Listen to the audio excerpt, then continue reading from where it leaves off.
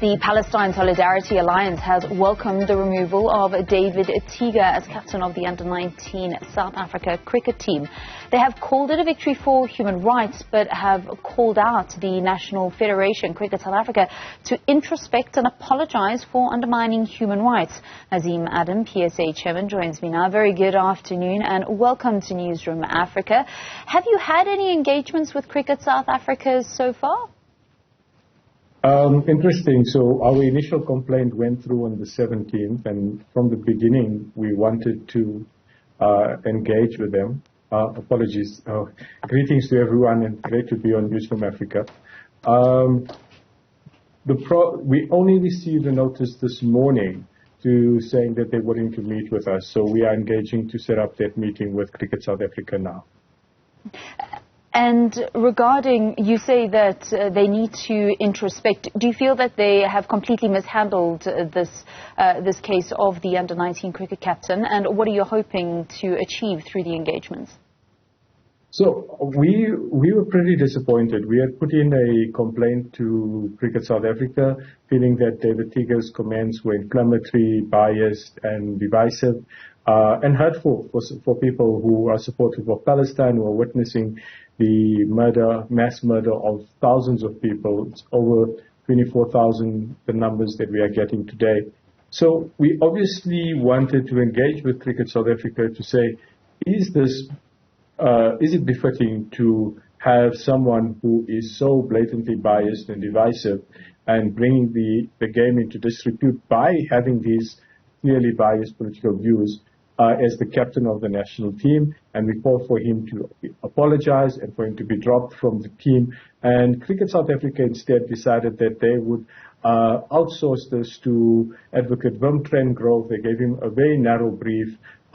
We came back with a ruling to say that David Teeger didn't do anything wrong constitutionally. We knew that this would happen because it was already loaded in favor of a ruling like that.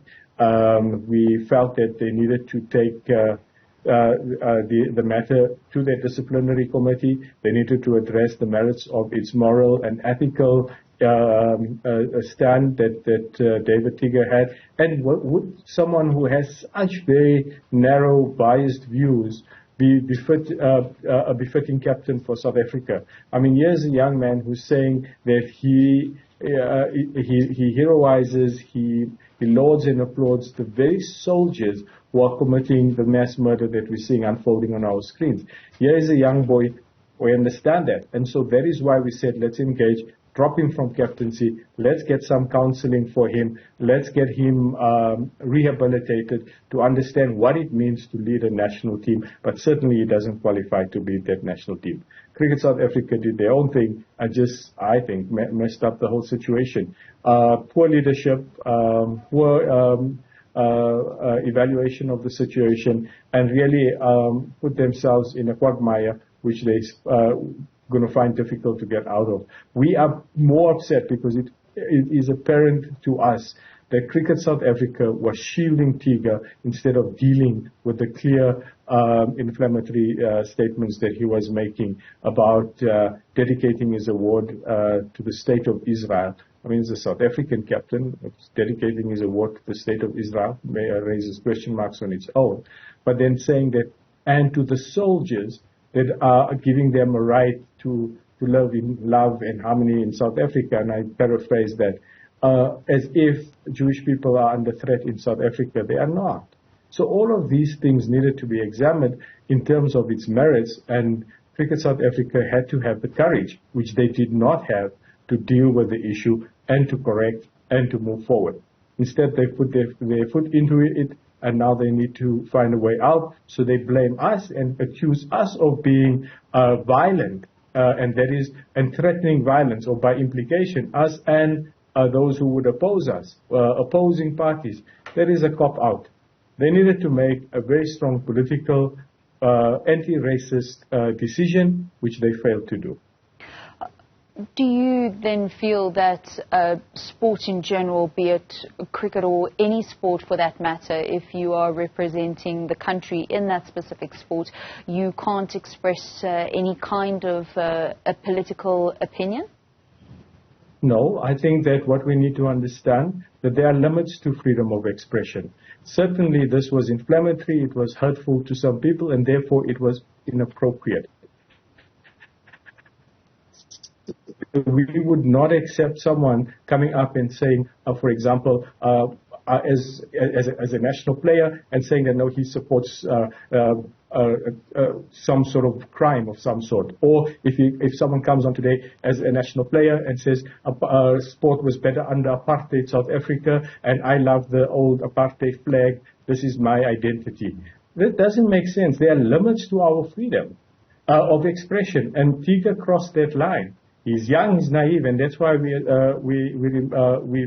argued that he needed to be counseled, he needed to be cautioned, and he needed to be corrected.